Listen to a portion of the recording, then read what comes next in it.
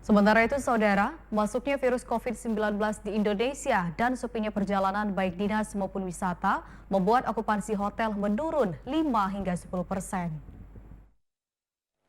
Penyebaran virus COVID-19 yang sudah mulai memasuki wilayah Indonesia membuat pengusaha hotel harus merugi karena sepinya tingkat hunian hotel maupun kegiatan-kegiatan yang mengundang orang banyak di hotel.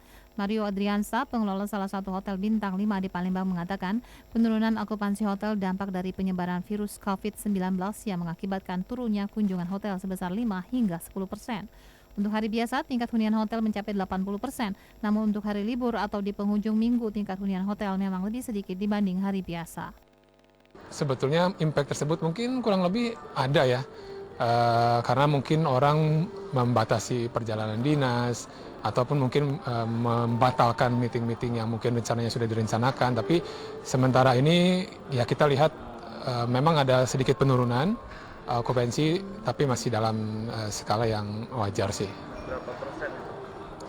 Kurang lebih mungkin sekitar 5-10% lah dari yang normal biasa kita sebelum kasus ini merebak gitu.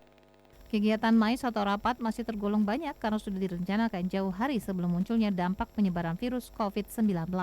Bram Anhar, TVRI Sumsel melaporkan.